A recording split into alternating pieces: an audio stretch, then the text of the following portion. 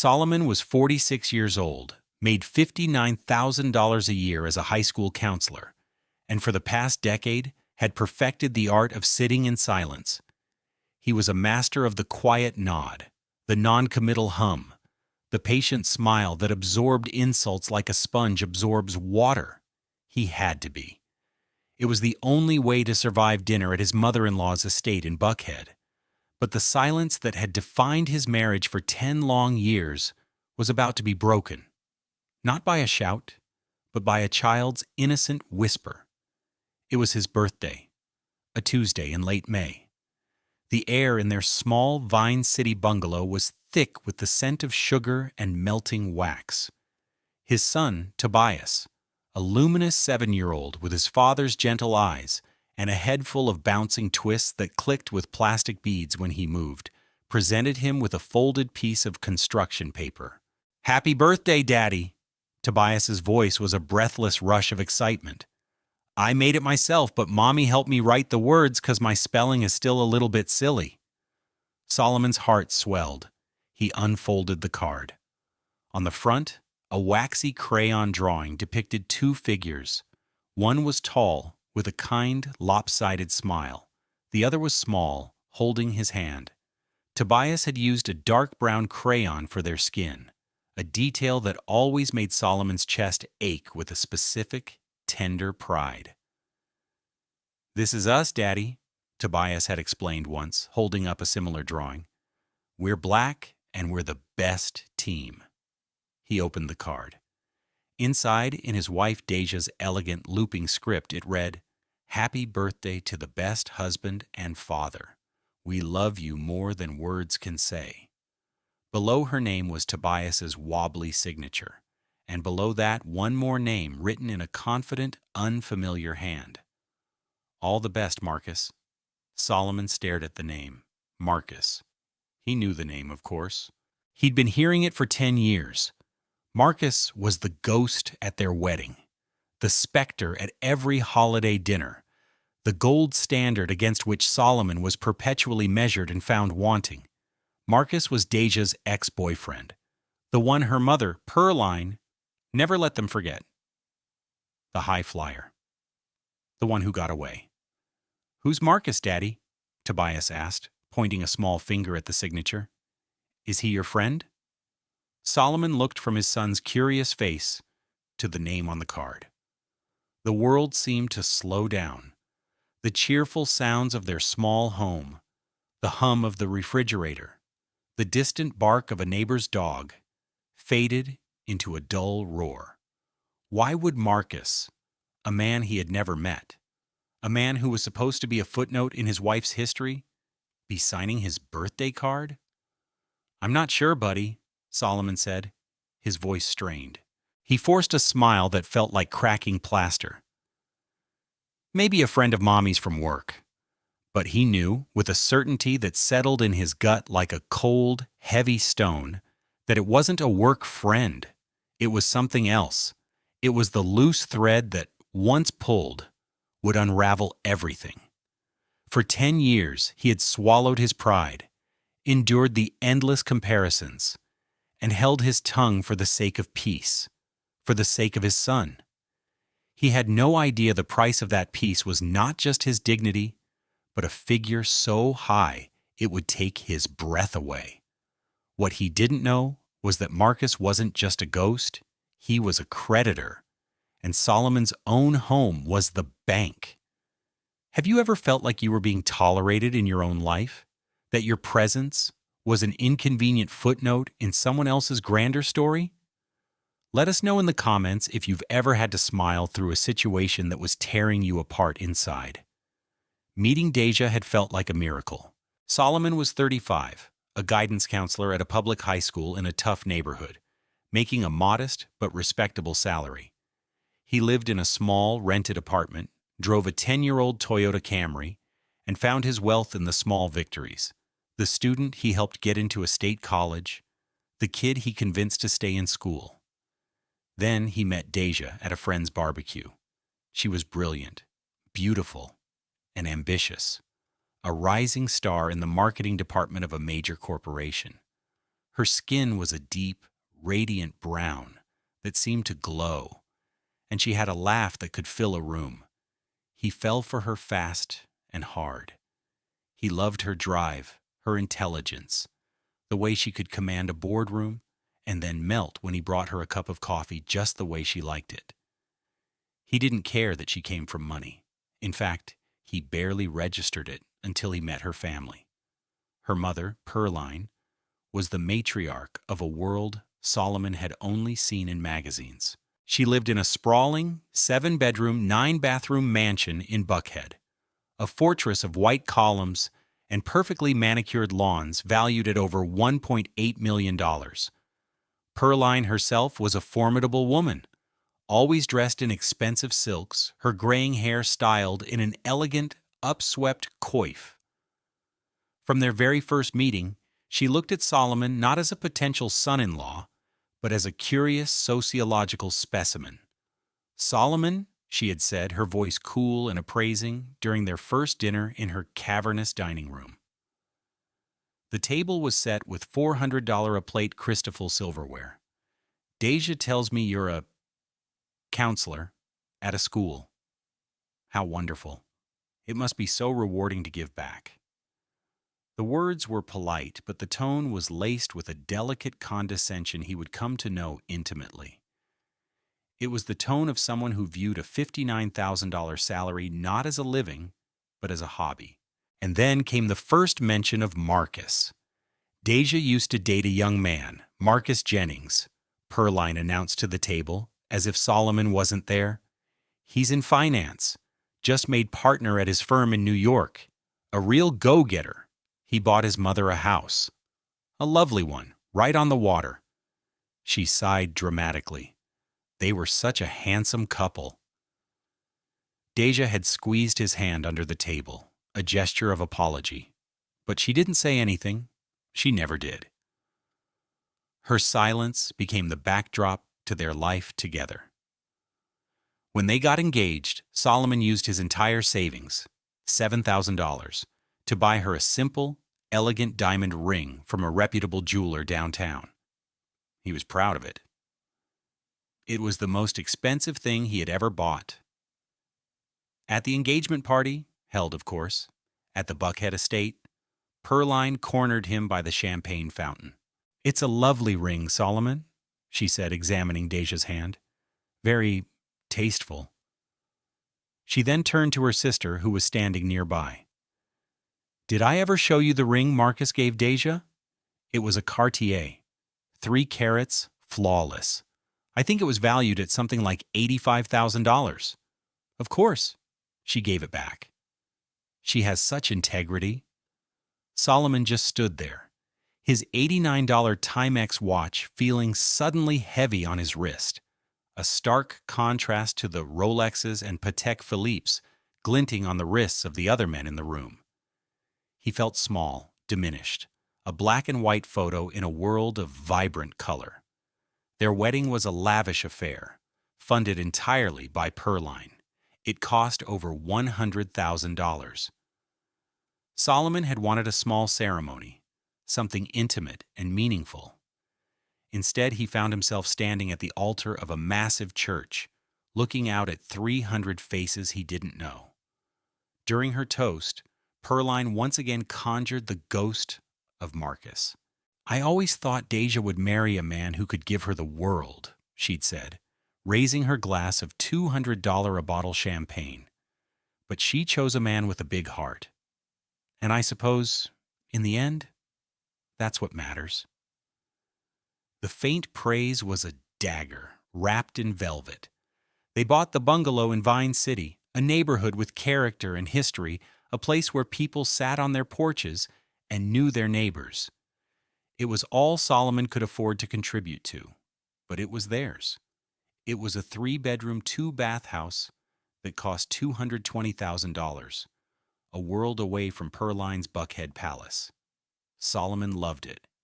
He painted the rooms, planted a small garden in the back, and fixed the leaky faucet under the kitchen sink. He was building a life, a home. But Deja, he slowly realized, saw the bungalow not as a home, but as a temporary stop. She filled it with expensive things that seemed out of place, like a $4,000 Roche-Beaubois sofa that barely fit in their small living room, and a $1,500 Nespresso machine that took up half the counter space. Her salary as a vice president of marketing had climbed to $150,000 a year, and she spent it freely, a constant, unspoken reminder of the financial gulf between them. Their finances were technically merged in a joint account, but it was her income that paid for the luxuries, a fact Pearline never missed an opportunity to highlight. Solomon's salary covered the mortgage, the utilities, the groceries, the boring, invisible architecture of their life. Hers paid for the flash, and, as he would discover, for so much more. The 10 years that followed were a masterclass in quiet humiliation. The insults were rarely direct, but they were constant, a slow erosion of his self-worth. They came cloaked in concern, wrapped in backhanded compliments, and delivered with the casual cruelty of people who have never had to worry about money. Christmas was always the worst.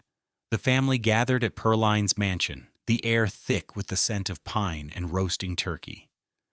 The floor beneath the towering, professionally decorated Christmas tree was a mountain of expensive gifts. One year, when Tobias was 4, Solomon had spent weeks in his small workshop in the garage, lovingly handcrafting a wooden toy chest for his son.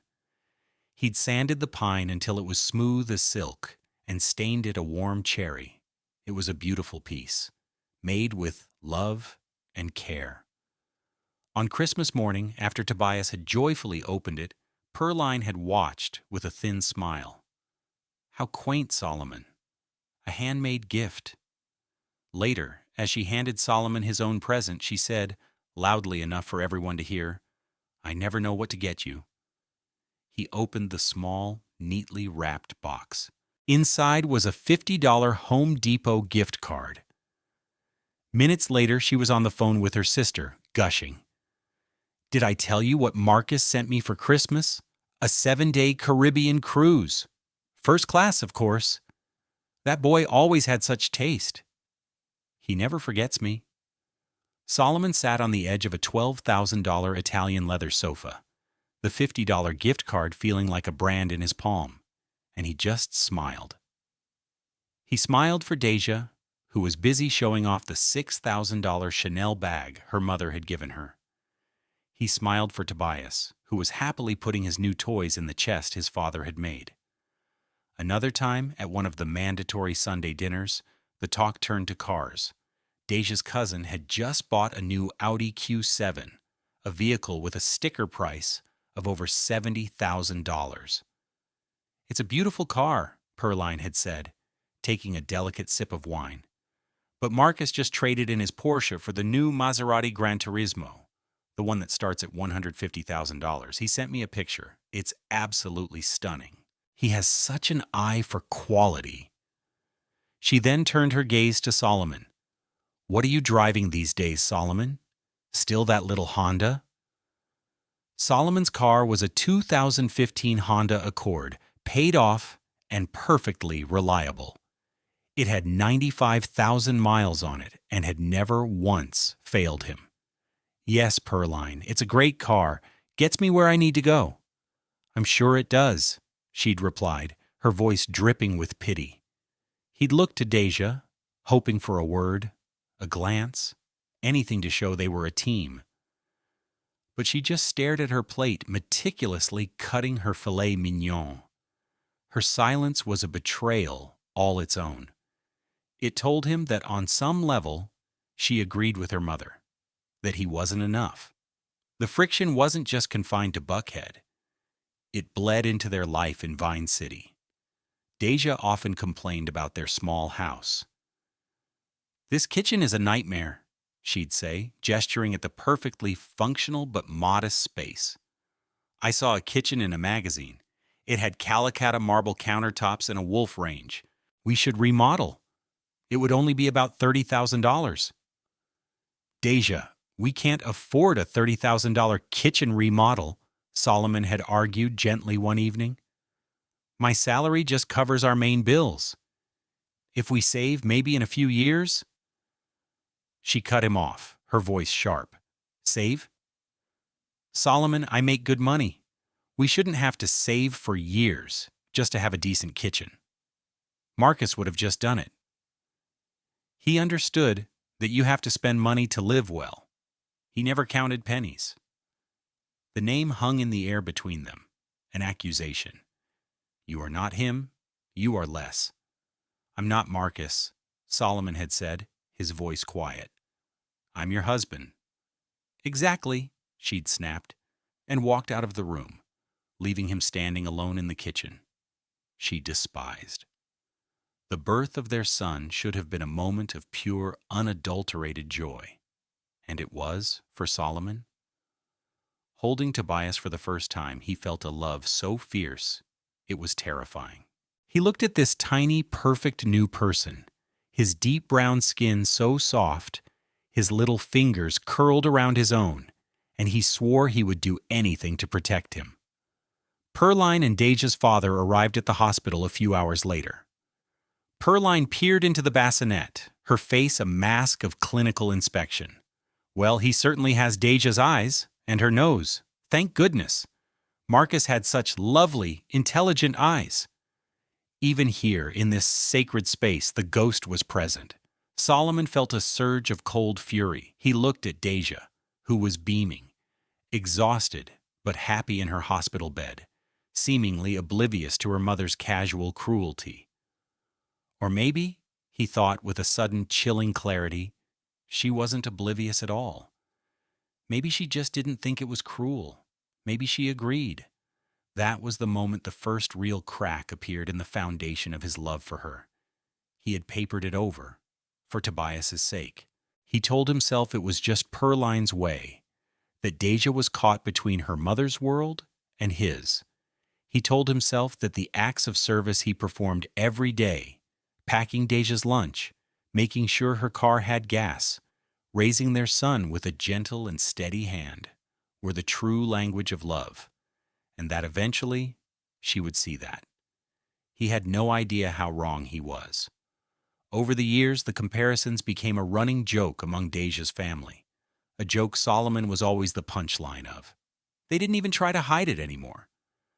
At a summer barbecue, Deja's uncle clapped him on the back and said, "You're a good sport, Saul.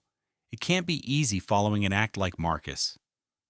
And Solomon, as always, just smiled his patient smile, the one that didn't reach his eyes. He endured it all because he believed in his vows. He believed in family. He believed that his quiet dignity, his steadfastness, was a form of strength. He thought he was playing the long game, that one day his worth would be recognized. He didn't realize the game was rigged, and he had been losing from the very start. The debt was accumulating in an account he didn't even know existed, and the bill was about to come due. The night of his 46th birthday, after Tobias was asleep, the house on its quiet Vine City street fell silent. The crumpled wrapping paper had been cleared away, the last of the cake put in the fridge. Deja was in their bedroom, scrolling on her phone, bathed in the cool blue light of the screen. Solomon sat in his small home office, a converted back porch that smelled of old books and dust. The birthday card from Tobias was on his desk. "All the best, Marcus." The name pulsed in the quiet room. Who was Marcus to sign a birthday card for his wife's husband? Who was he to be a "we" with his wife and son? It made no sense. It was a piece of a puzzle that didn't fit, a discordant note in a familiar song. At 11:17 p.m., driven by an impulse he didn't fully understand, Solomon turned to the old Dell desktop computer on his desk. It was a 7-year-old machine. Slow to boot up, but reliable. He opened a web browser and navigated to their joint bank's website. His fingers trembled slightly as he typed in the username and password. He and Deja had maintained a joint checking account since they were married. His modest paycheck was direct deposited, as was her much larger one. From this account, the mortgage was paid, the utility bills, the car insurance. It was also the account from which Deja did her spending, The designer clothes, the expensive lunches, the online shopping. Solomon rarely looked at the transaction history in detail. He trusted her. He managed their budget on a spreadsheet, tracking their major expenses, but he didn't micromanage her daily spending. It felt controlling, and besides, it was mostly her money anyway. That was the story he told himself. The account summary page loaded. A balance of $14,287.34. Normal. He clicked on the Activity tab. A list of recent transactions appeared. The mortgage payment to Wells Fargo, a charge from Publix for groceries, a $450 charge from Neiman Marcus, also normal. His heart was hammering against his ribs. This felt like a violation, a breach of the trust he had so carefully, and perhaps foolishly, maintained. But the name on the card had planted a seed of poison, and he had to know. He found the search bar in the transaction history. With a deep breath, he typed the name. Marcus. He hit enter. The screen refreshed, and there it was. A single line item from 6 weeks ago, an e-transfer, date April 5th. Description, e-transfer to Marcus Jennings. Memo, loan repayment, amount, $250. Solomon stared, his blood turning to ice. Loan repayment. It was plausible, he supposed. Maybe Marcus had loaned Deja a couple $100s for something years ago and she was finally paying him back. It was strange, but perhaps not sinister, but the poison was already working its way through his veins. His hand, slick with a sudden cold sweat, moved the mouse to the date range filter. He selected the past year. He clicked search. The screen filled. 12 transactions, each for $250 or $300, each with a memo. Loan repayment, consulting fee, project reimbursement. His breath hitched. This wasn't a one-time repayment, this was regular. This was a pattern. A cold dread, heavy and suffocating, began to settle over him. He felt a tremor in his hands and had to grip the edge of the cheap particle board desk to steady them. The quiet hum of the computer's fan seemed to grow louder, filling the silent room. He changed the date range again. Past 5 years. The page took a moment longer to load. When it did, he felt the air leave his lungs in a rush, as if he'd been punched. There were dozens of them. Page after page. Transfers ranging from $250 to as high as $5,000. The memos were all vaguely professional, corporate-sounding. Vendor payment, MJ Creative, service fee, Jennings Consulting, investment draw, M. Jennings, shell companies. He knew it instinctively, fake vendor names designed to look innocuous, all pointing back to one man, Marcus Jennings. He scrolled back, his eyes scanning the dates, the amounts. It started small, 6 years ago, just after Tobias had turned 1. A single transfer for $1,000, then another a few months later. The frequency and the amounts grew over time, a slow, steady drain on their finances. His finances, their joint account. He opened the calculator app on the computer. His fingers felt clumsy, numb. He started adding the numbers. $1,000? $2,500? $300? $4,800. The number on the calculator screen climbed with sickening speed. 10,000, 30,000, 70,000. He stopped when he passed $100,000. He couldn't go on. He leaned back in his worn-out office chair, the springs groaning in protest. He felt dizzy, nauseated. $100,000 gone, siphoned away to the man they always held up as his superior. The ghost wasn't a ghost, he was a thief. And his wife, his loving wife, the mother of his child, was his accomplice. She hadn't just tolerated the insults from her family. She had actively participated in a decade-long charade, smiling in his face while she bled their future dry to fund her past. The casual cruelty of the Christmas gift, The condescending remarks about his car, the arguments over a kitchen remodel. It all snapped into a new, horrifying focus. She hadn't been arguing about money. She had been protecting her secret budget line item. He looked at the picture of Tobias on his desk, his son's bright, innocent smile. Think about Tobias. Her voice would say this to him in arguments. It was a shield she used. Now it felt like a weapon. He closed the browser, stood up, and walked to the window. He stared out at the dark, quiet street of his Vine City neighborhood. The modest homes, the sleeping cars, the sense of community. This was the life he had built. This was the life she had secretly mortgaged to her ex-boyfriend. The cold calm that settled over him was terrifying. The 10 years of absorbing insults, of turning the other cheek, of being the good sport were over. The sponge was full. And he realized, with a clarity that cut through the pain, that he wasn't going to yell. He wasn't going to confront her. That was her family's way. Loud, dramatic, full of empty gestures. His way would be different. It would be quiet. It would be methodical. And it would be final. The next morning, the world was painfully, unnaturally normal.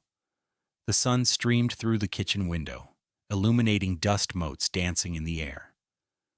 Solomon was at the stove, pouring pancake batter onto a hot griddle.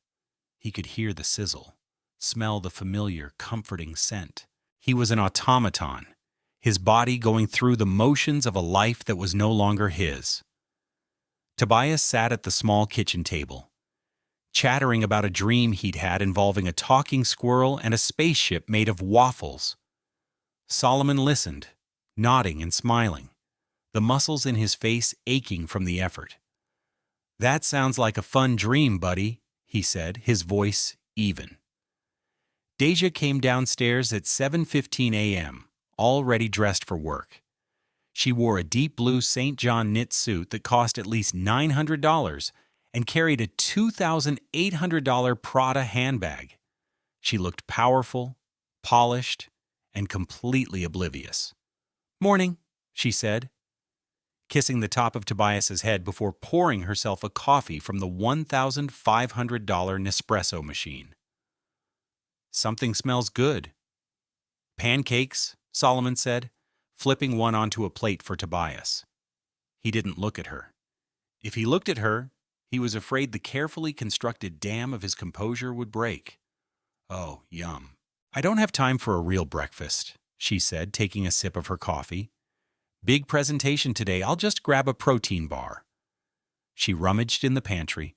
"Don't forget, we have dinner at my mother's on Sunday." "I won't," he said. The lie tasted like ash in his mouth. She kissed his cheek, a quick, dry peck that felt like a spider landing on his skin. "Have a good day, you two. Love you." "Love you," he mumbled back to her retreating form. He watched her walk out the door, get into her gleaming white $80,000 Mercedes-Benz GLC, and drive away, off to her world of corporate success, a world built, in part, on his silent subsidy. He felt nothing. The rage and pain from the night before had cooled into a hard, dense ball of purpose in his chest.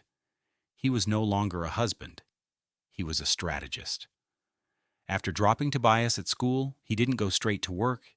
He drove to a small park a few miles away and sat in his 2015 Honda Accord. He pulled out his phone and scrolled through his contacts. His finger hovered over a name he hadn't called in years. David Chen. David was his college roommate, one of the smartest people Solomon had ever known.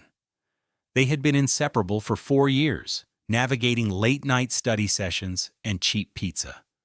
After graduation, David had gone into accounting, climbing the ladder with incredible speed. He was now a partner at a downtown firm, a forensic CPA, who specialized in uncovering complex financial fraud. Solomon took a deep breath and pressed the call button. "Solomon King, to what do I owe the honor?" David's voice was exactly as he remembered it, warm, sharp, and with a hint of a laugh. "Hey, David, it's been a while." Too long, man. How are you? How's the family? The question was a casual kindness that almost broke him. I'm I'm okay, David. Listen, I'm calling because I need a favor, a big one, and it needs to be completely off the books. The laughter in David's voice vanished, replaced by professional concern.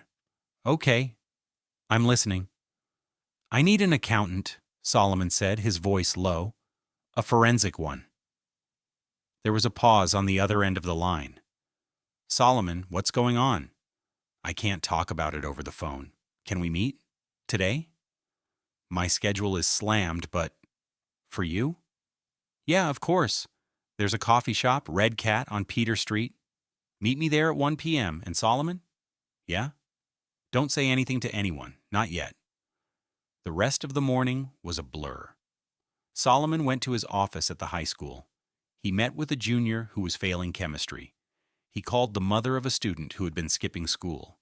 He listened to their problems, offered advice, and filled out the necessary paperwork, his mind a million miles away. He was acting. This was the greatest performance of his life, pretending to be the same Solomon King he had been yesterday. At 12:45 p.m., he left work and drove to the coffee shop. He saw David through the window, already sitting at a small table in the back corner. He looked older, his hair flecked with gray at the temples. But he had the same intelligent, focused eyes. He was wearing a dark, impeccably tailored suit that probably cost more than Solomon's mortgage payment. Solomon sat down, his hands trembling slightly.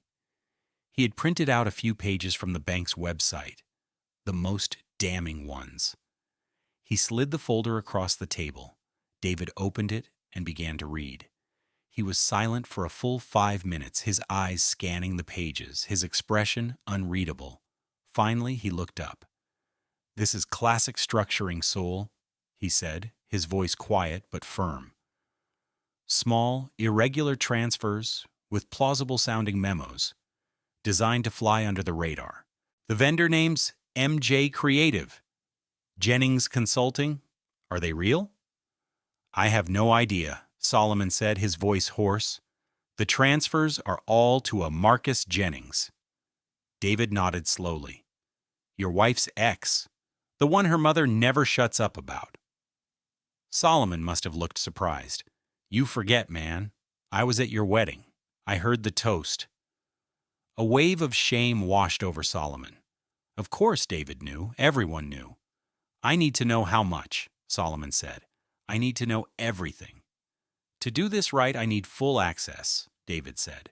Bank statements, credit card statements, tax returns, for at least the last 7 years. Can you get them? Yes. They're all stored online. I have the passwords. Okay. David leaned forward. Listen to me. A full forensic audit like this, for a contested divorce case, my firm would bill between $20,000 and $30,000. My personal rate is $900 an hour. Solomon's heart sank. David, I can't. David held up a hand. I'm not billing you, you idiot. You're my friend. The software licenses and resources will cost me about $500. You can pay me that. The rest is on me. But you have to promise me something. Anything. You do exactly what your lawyer tells you to do. You don't get emotional.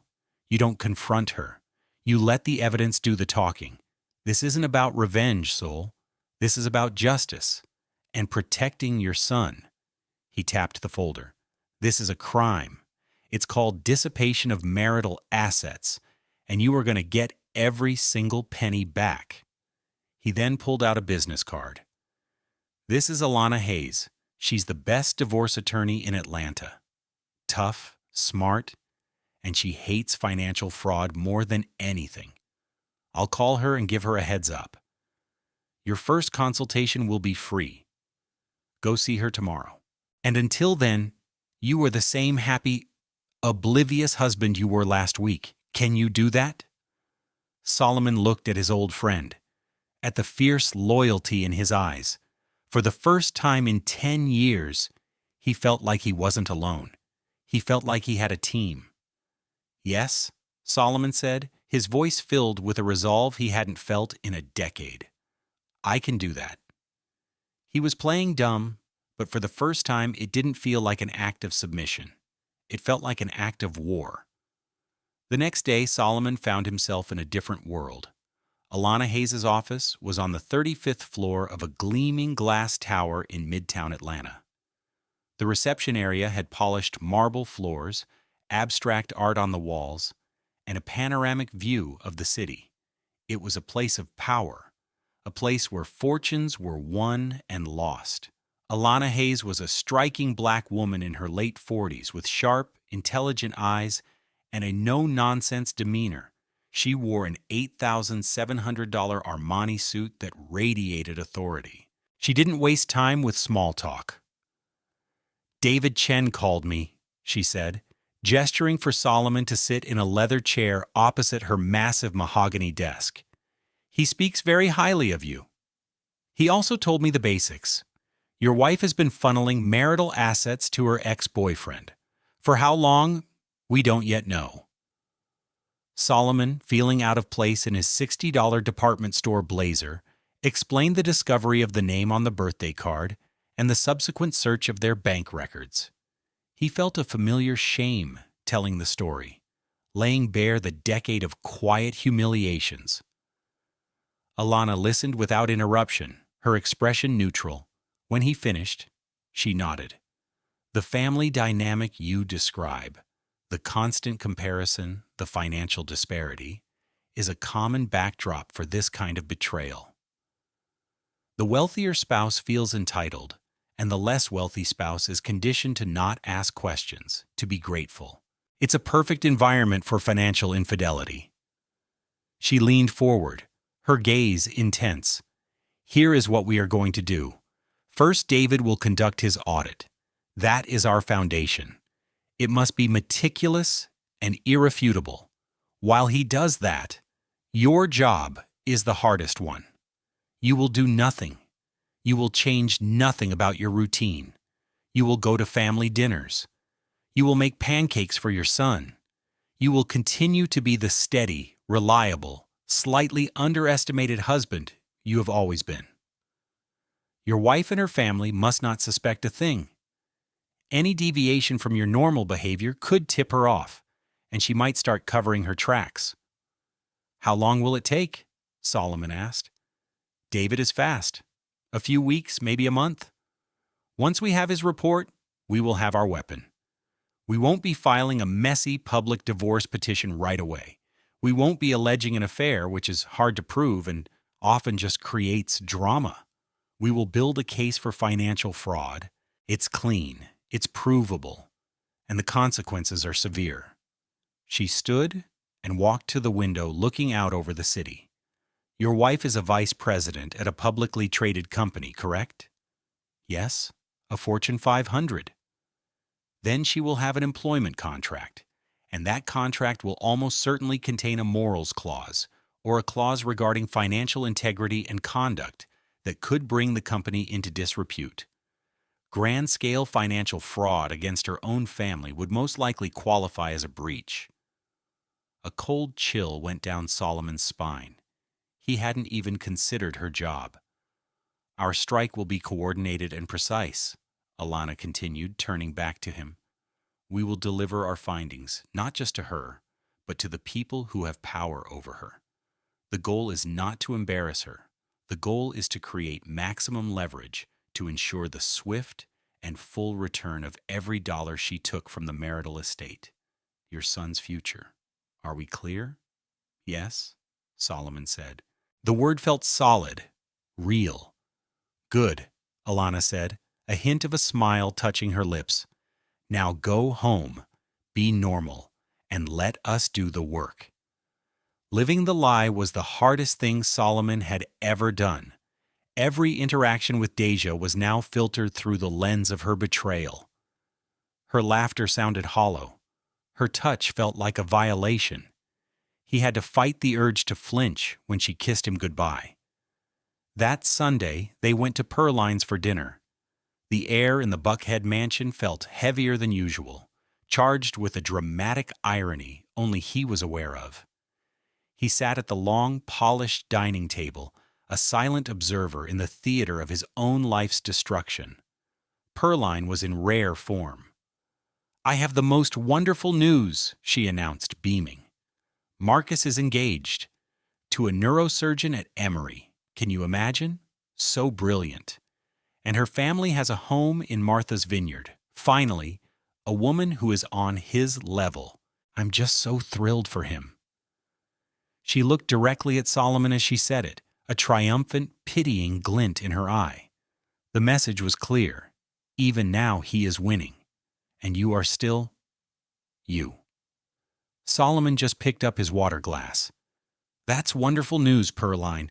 Please send him my congratulations." A flicker of surprise crossed her face. She had expected him to be sullen or quiet. The direct, cheerful response threw her off. Deja shot him a strange look from across the table. For a second, he thought he saw fear in her eyes, but it was gone as quickly as it appeared. Later, while he was helping Tobias with his jacket, Deja came up to him. "That was nice of you. What you said about Marcus." "Why wouldn't it be?" Solomon asked, his voice a perfect imitation of mild curiosity. "He's an old friend of the family. We should be happy for him." He was learning. He was learning to use their own weapons against them. Polite, meaningless words that concealed a core of cold, hard steel. A week later, David's preliminary report came in. He had found transfers totaling over $120,000, and he was still digging. He had also, through a discreet source, gotten a copy of Deja's corporate phone records.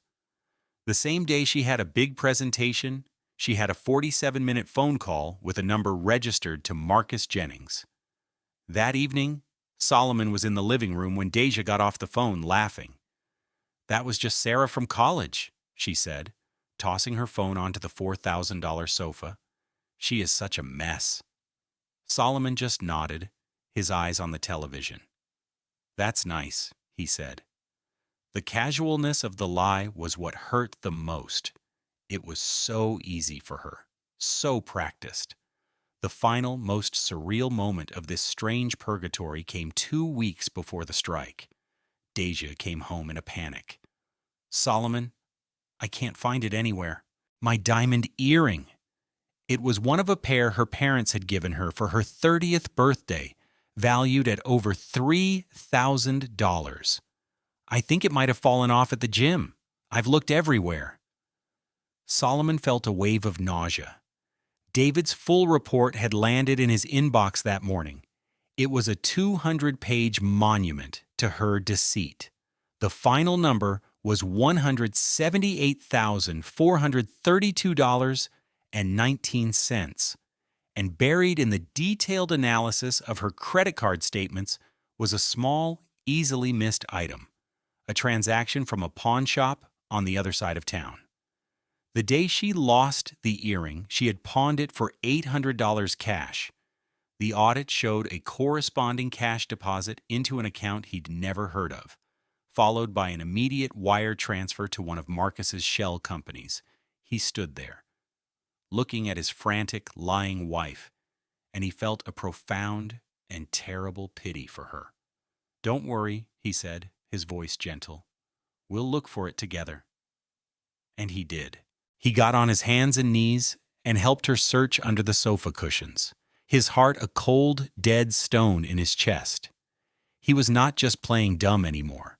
He was a ghost in his own home, watching the last act of a play whose ending he had already written. The final meeting with Alana Hayes took place on a Thursday afternoon. Solomon sat in her office, the 200-page forensic audit from David sitting on the desk between them like a bomb. It was bound in a simple black cover, its unassuming appearance belying the devastation within. Alana had a file open in front of her. "David has done extraordinary work," she said, her tone crisp and professional. "The report is irrefutable. It details 114 separate transfers over 6 years, funneled through 3 different shell entities all registered to Marcus Jennings. The total comes to $178,432.19. She slid a document across the desk to Solomon. This is the divorce petition. It cites financial dissipation as the primary grounds. We are petitioning the court for an unequal distribution of assets to reimburse you for the full amount stolen from the marital estate. Next, she slid over another document. This is a formal demand letter to your wife, care of her attorney, for the immediate return of the funds. It references the forensic audit as evidence. Finally, she picked up 2 thick, spiral-bound packets. They were executive summaries of David's report, just the highlights, the most damning charts, and a list of every single transfer. And these are the real weapons. One packet will be delivered by courier to her mother's family attorney on Monday morning, Alana explained. This ensures Pearline is immediately aware of the legal and financial jeopardy her daughter has created. It neutralizes her as a potential ally for Deja. She tapped the second packet. And this one will be delivered simultaneously to the Senior Vice President of Human Resources at her company. It will be accompanied by a cover letter from me, simply stating that we have uncovered evidence of significant financial misconduct by one of their executives and are providing it as a professional courtesy, as it may pertain to clauses within her employment contract. Solomon stared at the packets.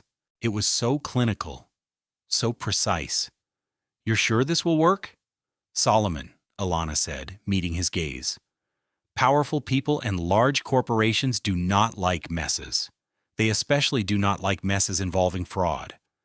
An employee stealing from her own family is a massive liability. It speaks to character, judgment, and trustworthiness, all essential qualities for a corporate vice president. They will not risk the bad press or the internal precedent. They will cut their losses. They will fire her. She paused, letting the weight of her words sink in. This is not about revenge. This is about consequences. She made a series of choices over 6 years. On Monday, she will be presented with the bill for those choices. Your only job now is to not answer the phone. Before the meeting ended, Solomon pulled a small $49.99 digital voice recorder from his pocket. I did one more thing, he said, feeling a slight flush of embarrassment. I know you said it's not for court, but I needed it for me. He told her about the conversation he'd staged a few nights before. He'd been sitting with Deja on the sofa, watching TV. During a commercial, he'd turned to her, his expression one of idle curiosity. You know, I was thinking about our 10th anniversary trip, he'd said casually. Maybe we should finally go to Italy. And it made me think of your mom talking the other day. Whatever happened to that guy she always mentions? Marcus? He played the recording for Alana. Deja's voice, at first relaxed, instantly became sharp and defensive. Marcus? Why on earth would you bring him up now? He's ancient history, Solomon. I haven't thought about him in years. It's weird that you're even asking. Alana listened, then nodded slowly. The denial is too fast. The anger is a shield.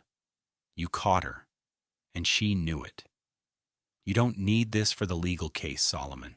But I understand why you needed to hear it for yourself. He left her office and walked out into the bright afternoon sun. For the first time, he felt the weight of the last decade begin to lift. He was no longer a victim. He was an agent of consequence. The 10 years of cold, quiet suffering were about to be balanced by one swift, surgical morning.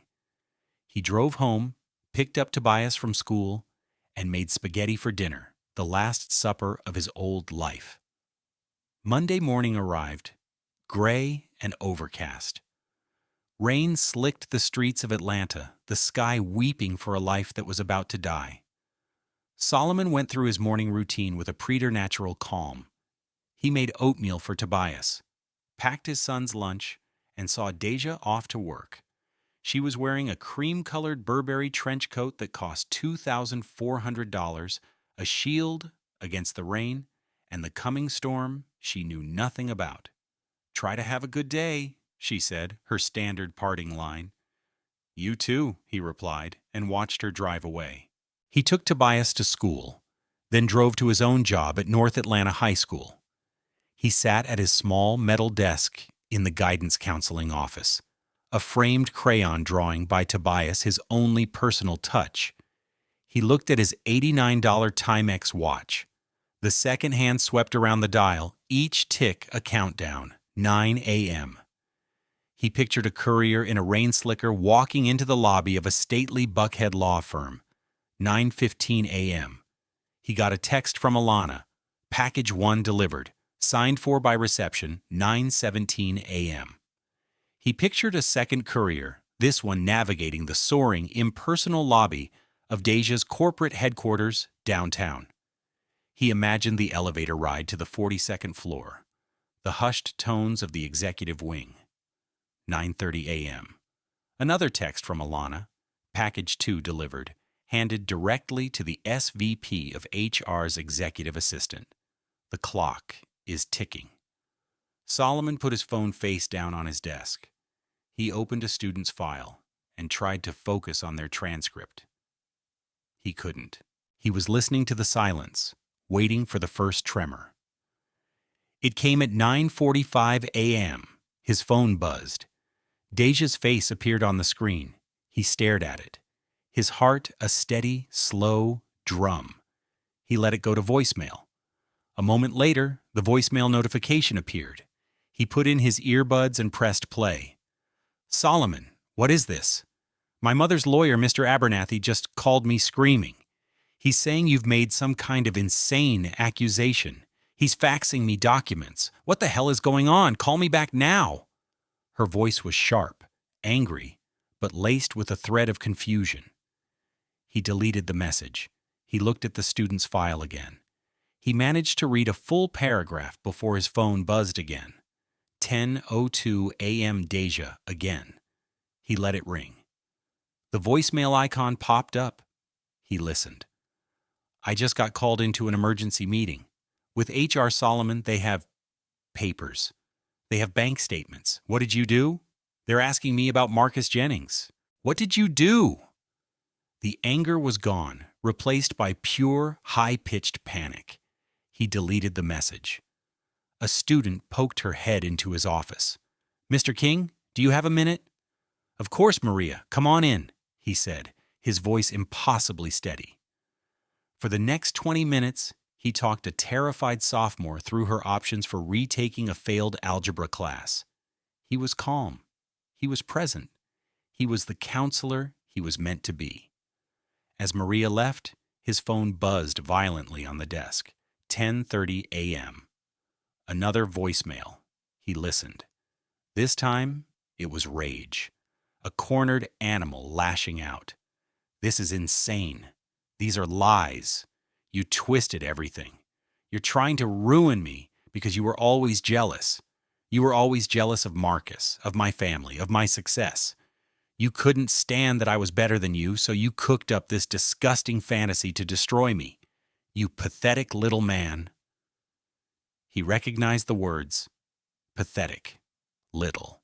They were echoes of things Perline had said, things Deja had implied for years. Hearing them now, stripped of their polite veneer, they had no power. He deleted the message. He spent the next 45 minutes on the phone with a college admissions officer, advocating for one of his students. He was focused, persuasive. He was good at his job. 11:15 a.m. The phone buzzed. Another voicemail. The tone had shifted again. Now, it was pleading. Okay, look, I can explain it. It wasn't what it looks like. It was a loan, a business thing. It was complicated. I was going to tell you, please, Solomon, just call me. We can fix this. We can go to HR together and explain. Please. Think about Tobias. Don't do this to our family. think about Tobias, the phrase she had always used as a shield. He felt a flicker of something. Not pain, but a deep, weary sadness for the woman who could only see their son as a bargaining chip. He deleted the message. The final call came just after noon, as he was eating his sandwich at his desk. He let it go to voicemail, but this time he waited a few minutes before listening. He knew this would be the last one. He pressed play. The sound that came through the earbuds was not a voice. It was a raw, ragged sob, a sound of complete and utter unraveling. "They fired me," she choked out between gasps. They walked me out, in front of everyone. My security pass is gone. They're enforcing the morals clause. I have to pay back my signing bonus, $250,000. Solomon, please. You've destroyed me. You've destroyed everything." He listened to the end of the message, to the sound of her weeping, until the recording cut off. He took out his earbuds and set them on the desk. He looked at the drawing from Tobias. He felt no triumph, no satisfaction. He just felt quiet. The 10 years of cold were over. The debt was paid. A great and terrible silence settled over him, the silence of a battle that was finally, completely won. The aftermath was not a single explosion, but a cascade of consequences, each one a direct result of Deja's choices, now laid bare for the world to see. Alana Hayes had been right. Powerful people and corporations abhor a mess. First, there was Deja. Her termination was immediate and brutal. Fired for cause, specifically for gross misconduct and actions bringing the company into disrepute. She was ineligible for any severance.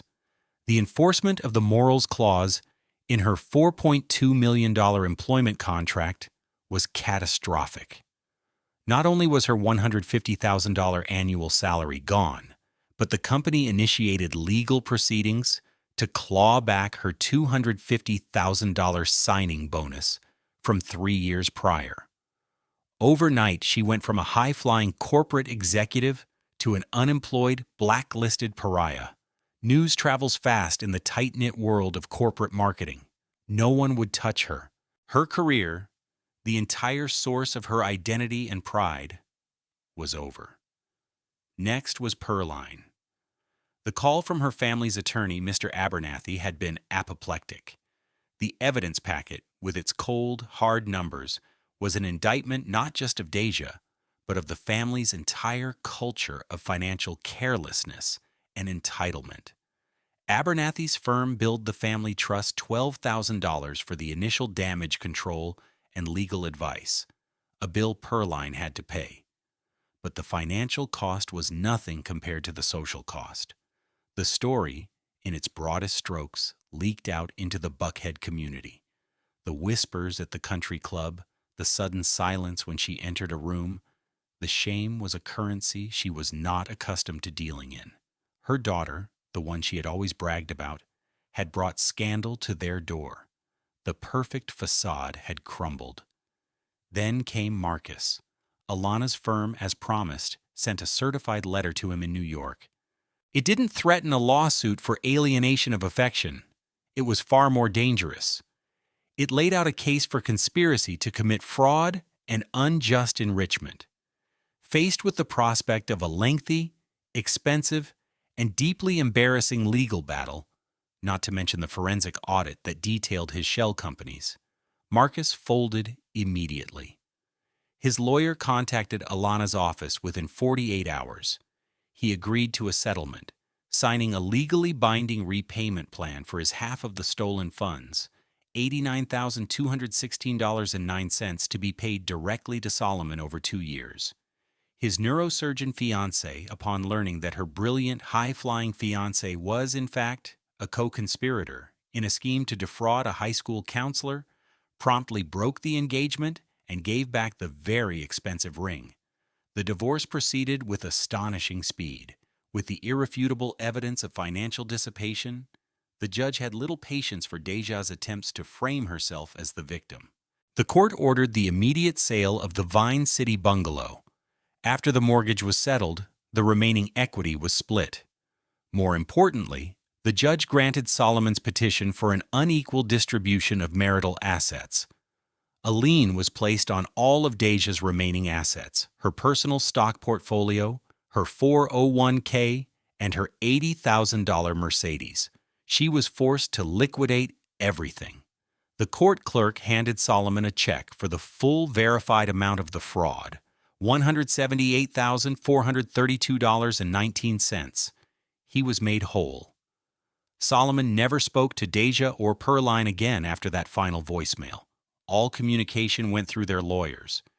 He had packed a bag for himself and Tobias the day of the strike, and they had stayed in a modest extended-stay hotel for 2 weeks, a $120 a night temporary home that felt more peaceful than the bungalow had in years. He ensured Tobias was shielded from all of it. To his son, it was a simple story. Mommy and Daddy have decided it's better to live in different houses, but we both love you very, very much. Tobias, with the simple resilience of a loved child, accepted this. His world was his father, and his father was rock solid. The storm raged, but Tobias was safe in the eye of it. The child was, as he must always be, safe, loved, and emotionally secure. 2 years later, the rain had long since stopped. A bright, hopeful Atlanta sun shone down on a community garden in a quiet, leafy neighborhood near Grant Park. Solomon, now 48, pushed a wheelbarrow filled with rich, dark soil. His salary as a school counselor had seen a modest cost of living increase to $62,000 a year, and it was more than enough. He and Tobias, now 9, lived in a clean, bright 2-bedroom rented apartment overlooking the garden. The walls weren't filled with expensive art, but with the vibrant, joyful chaos of Tobias's drawings. The air didn't smell of Pearline's expensive perfumes, but of the fresh basil growing in a pot on their windowsill. It was a smaller life, a simpler one. It was an infinitely wealthier one.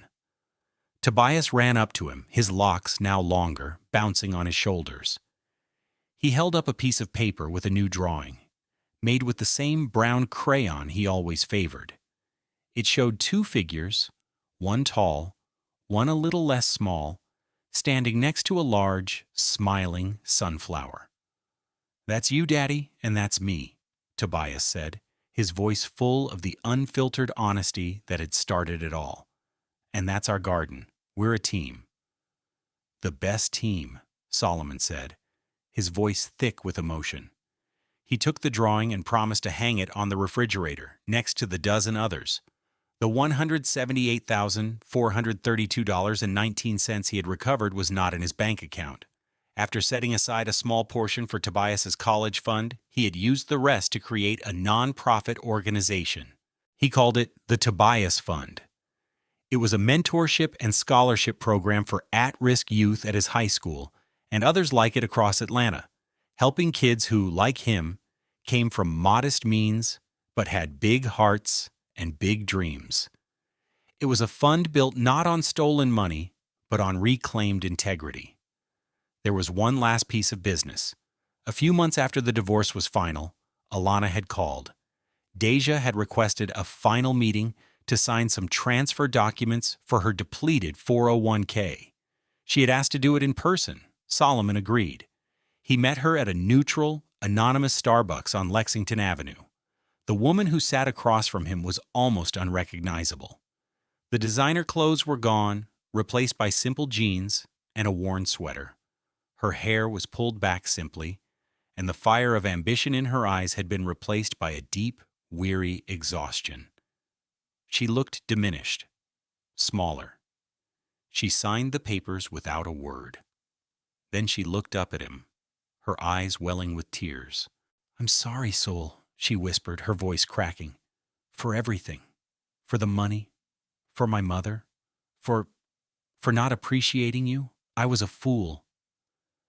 Solomon looked at her, the woman he had once loved so fiercely, and he felt the last embers of his anger turn to ash.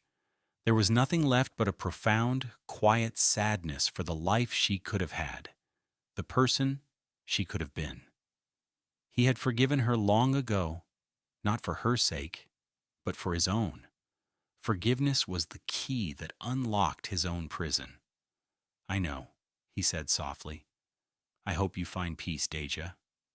He stood up, signed his own name on the document, and walked out of the coffee shop into the afternoon light, leaving his past sitting at the table. He didn't look back. As he stands at his apartment window now, watching Tobias chase a butterfly in the garden below, Solomon understands the nature of true wealth. It isn't found in the cold marble of a Buckhead mansion or the fleeting status of a $150,000 Maserati. It isn't measured by a salary or the brand of a suit. True wealth is the solid ground of integrity beneath your feet. It's the pride in a child's drawing, rendered in a brown crayon. It's the quiet joy of a shared life, built not on lies, but on love and service. He had been compared to a man who took, and in the end, he had become a man who gave. And in that, he had found everything. What do you think is the most important measure of a person's character? Is it what they have or what they give? Share your thoughts with our community below. And if you found inspiration in Solomon's journey, be sure to follow Love Beyond Pride for more stories of truth, justice, and the power of quiet strength.